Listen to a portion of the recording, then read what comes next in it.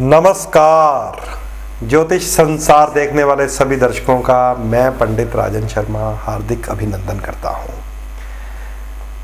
प्रिय बंधुओं, आपके साथ बात चल रही है राहु ग्रह के विषय में। कल मैंने आपको बताया था कि राहु जो है वो देव ग्रहों का, देव श्रेणी के ग्रहों का शत्रु ग्रह है। उसके पीछे कारण क्या है ये मैंने आपको बता दिया था, क्योंकि सभी देवताओं के मिलकर किए हुए रचे हुए षड्यंत्र के कारण राहु का गला कट गया था। सूर्य और चंद्रमा और बृहस्पति ने इशारा दिया था भगवान विष्णु को, तो विष्णु जी ने अपने सुदर्शन चक्र से अमृत पिए हुए स्वर भानु का सर काट दिया था। तो राहु और केतु का जन्म हुआ। तो देव ग्रहों के साथ या देव राशियों में, अब ये भी समझ लीजिए, क्योंकि अभी हम राहु की बात को, एक भूमिका को बांध रहे हैं। अभी मैंने आपको ये बताना शुरू करना है कि जब वो 23 दिसंबर को शनि और राहु मिलकर तुला राशि में डेरा लगाएंगे तो वो प्रेत श्राप कैसे वर्क करेगा और नागमणि का शुभ योग कैसे आप हासिल कर सकते हैं। लेकिन उससे पहले आप सारी नेचर को जब समझ जाएंगे ग्रह की, तो आपको पता चलेगा कि ये राहु आपको फायदा कैसे दे सकता है या ये राहु आपको नुकसान कैसे दे सकता है। तो बात मैं कर रहा था देव राशियों की। अगर देव राशियों में भी राहु बैठा हुआ है आपकी जन्म पत्री में और फिर आपकी कुंडली भी देव लगन की हुई, तो ये आपके लिए पूर्ण रूप से एक ऐसा रूप अख्तियार कर लेगा कि इसकी दशा और अंतरदशा में आपको शांति नहीं मिलेगी, परेशानी ही पैदा करेगा, किसी न किसी प्रकार से आपको घेर घूर के घाटा डाल देता है। ये राहु या केतु की बात चल रही है। तो जो देव राशियां हैं उन्हें भी आप नोट कर लीजिए। मेष राशि जो है वो देव राशि होती है। मेष राशि और वृश्चिक राशि, क्योंकि ये मंगल की राशियां हैं इसलिए ये देव राशियां मानी जाती हैं। कर्क राशि और सिंह राशि चंद्रमा और सूर्य की हैं, इनका विशेष रूप से राहु शत्रु है। कर्क राशि और सिंह राशि ये भी देव राशियां मानी जाती हैं। धनु राशि और मीन राशि जो देवगुरु बृहस्पति की ही राशियां हैं, इनके लिए तो राहु एक चंडाल का रूप धारण कर लेता है जब धनु राशि में हो या मीन राशि में हो या फिर गुरु के साथ बैठा हो। इसे गुरु चंडाल योग कहा गया है।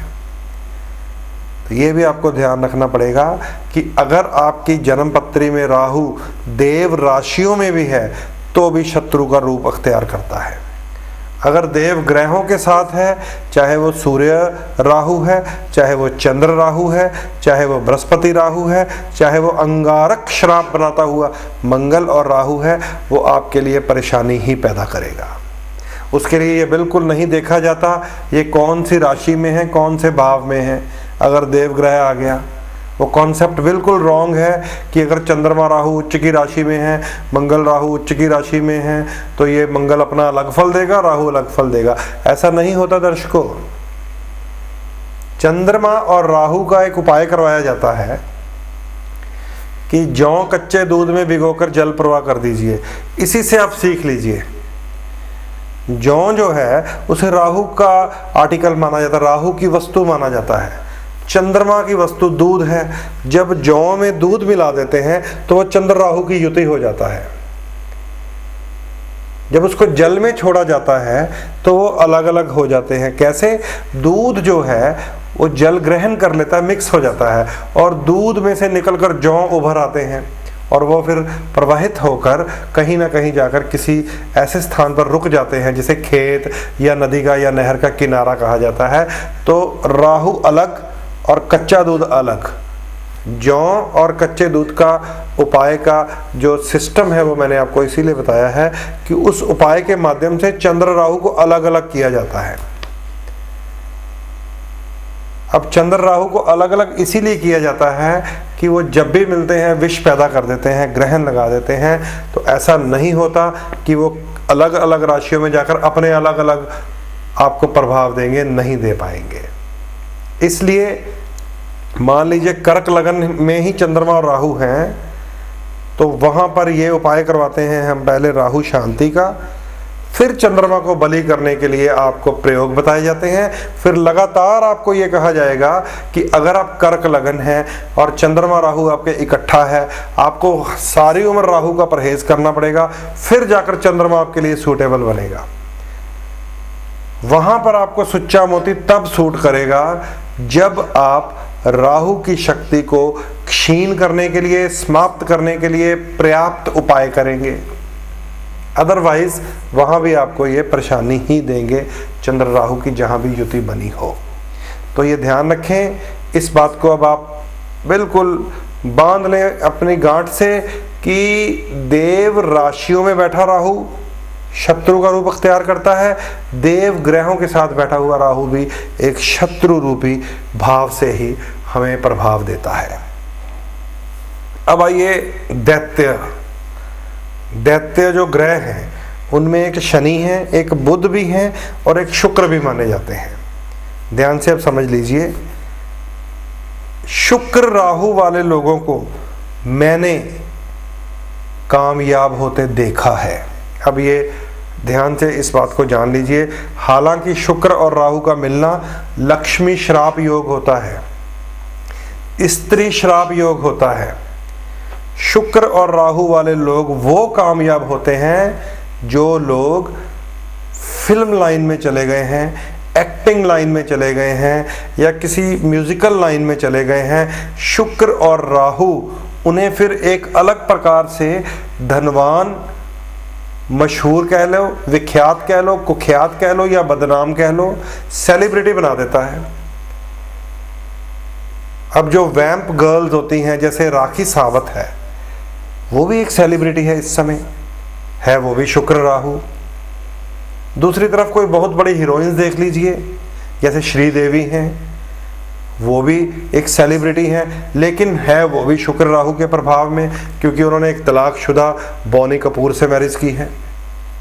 या जितने भी आप ऐसे जोड़े देख लेंगे, फिल्म लाइन की मैं बात कर रहा हूँ, उन्हें शुक्र राहु फायदा देता है एक अजीब प्रकार से कि उन्हें मशहूर कर देगा। उसे हम चाहे बदनाम कहें, कुख्यात कहें या विख्यात कहें, वो एक अलग बात है। उन्हें खूब पैसा दे देता है, उन्हें खूब गाड़ियाँ दे देता है, उन्हें खूब शोहरत दे देता है शुक्र और राहु। लेकिन अपनी शर्त फिर भी पका लेता है राहु, उन्हें गृहस्थी नहीं देता। उन्हें जो एक आम इंसान के जीवन में गृहस्थी का सुख होता है, पति पत्नी का, वो उन्हें नहीं मिल पाता। बहुत सारे फिल्म स्टार्स लगभग 99%, 99.9% दो शादियां वाले हैं, अलग अलग अफेयर्स वाले हैं। अगर किसी की एक शादी ही है तो उसके दूसरी तरफ कई नाम उछले हुए होते हैं। विशेषकर इस लाइन में महिलाओं के लिए कई प्रकार के कॉम्प्रोमाइज़ेस हैं, आप सब लोग जानते ही हैं। तो शुक्र राहु को मैंने कामयाब तो होते देखा है, लेकिन आम इंसान के जीवन में वो भी कामयाबी नहीं होती। इसलिए मैं नहीं समझता ये जो मेरा एपिसोड चल रहा है, कहीं किसी बम्बई के फिल्म स्टार को भी ये सुन रहा होगा। हम आम लोगों के साथ बात कर रहे हैं। तो आप अपनी जन्मपत्री में ध्यान रखिएगा, अगर शुक्र और राहु है तो वो गृहस्थी में परेशानी ही पैदा करता है। विशेषकर जीवन साथी के साथ किसी न किसी प्रकार से ऐसी अनबन पैदा कर देता है, मतभेद पैदा कर देता है। शक की सुई पति और पत्नी के बीच में लाने वाला शुक्र और राहु का जोड़ा होता है। अगर आपकी जन्मपत्री में शुक्र केतु और शुक्र राहु है और आप फिल्म लाइन में नहीं हैं, म्यूज़िक इंडस्ट्री में नहीं हैं, एक्टिंग लाइन में नहीं हैं, कला के क्षेत्र में नहीं हैं, तो समझ लीजिए फिर ये आपके जीवन में धन का भी अभाव रखेगा, पैसे का भी अभाव रखेगा और पति या पत्नी की तरफ से भी परेशानी ही आएगी। शुक्र को शरीर में वीर्य की शक्ति कहते हैं, काम की शक्ति कहते हैं, सेक्स की पावर कहते हैं।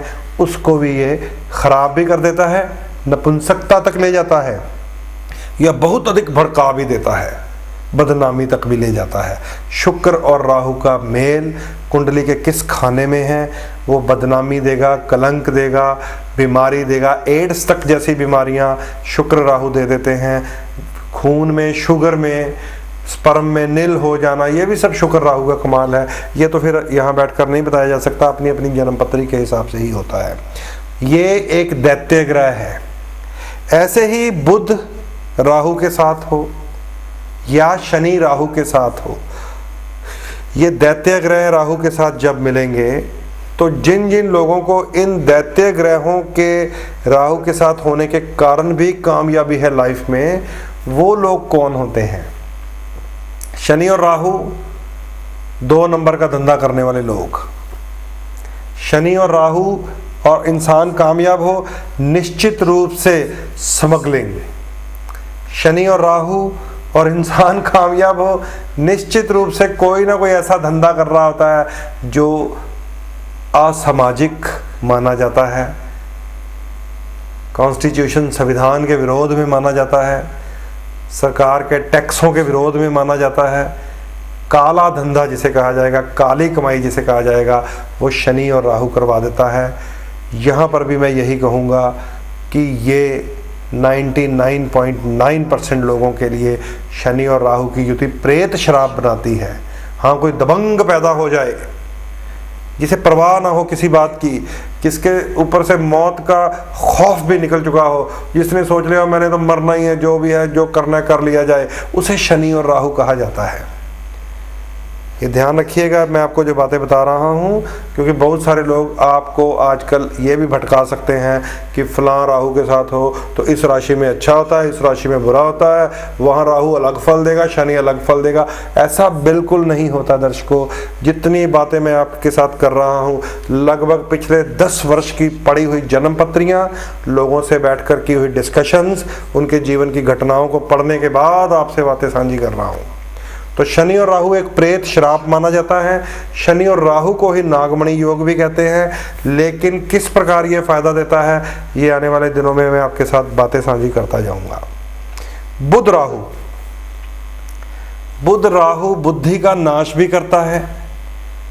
लेकिन अगर बुध राहु के कारण भी आप कामयाब हैं तो फिर कुटिल और चतुर बुद्धि माना जाता है आदमी।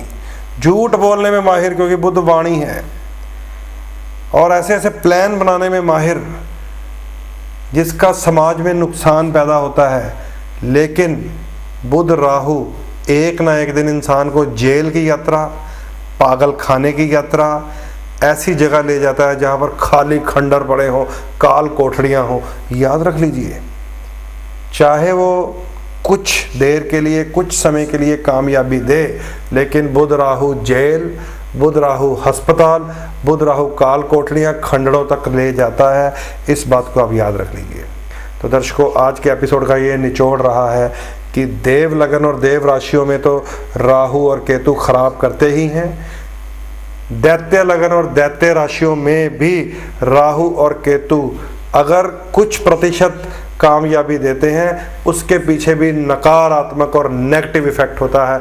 एक ना एक दिन इंसान को 50,000 करोड़ रुपए का व्यापारी बनाकर भी गोलियों से छलनी होकर मृत्यु की प्राप्ति होती है। ऐसा होता है ये राहु अगर दैत्य ग्रहों के साथ युति बना रहा हो जन्मपत्री में। तो इन सारी बातों को आप नोट कीजिए। ये सारी भूमिकाएं इसलिए बांध रहा हूँ क्योंकि आने वाले दिनों में 1.5 साल शनि और राहु ने इकट्ठे रहना है, और मेरा प्रयास रहेगा कि मैं आपको ये सारी बातें समझाऊं, और आपको केवल यही करना है कि अपनी जन्मपत्री में ढूंढने ऐसे योग, दशा देखनी है कौन से ग्रह की चल रही है। अगर कुछ ना समझ में आ रहा हो तो स्क्रीन पर इस नंबर पर डायल करके अपॉइंटमेंट हासिल कीजिए, ताकि आपको बताया जाए कि कौन से ग्रह को आपको स्ट्रांग रखना है, कौन से ग्रह को आपको डाउन रखना है, किन ग्रहों को आपको अवॉइड करके पूर्ण रूप से परहेज करना है, ताकि जीवन में जो सफलता जन्मपत्री में लिखी है वो आपको प्राप्त हो सके। तो प्रिय मित्रों, जाने का समय है। स्क्रीन पर इस नंबर के ऊपर आप डायल करके अपॉइंटमेंट हासिल करके मुझसे मिल सकते हैं। यही संदेश देता हुआ विदा चाहता हूँ। नमस्कार।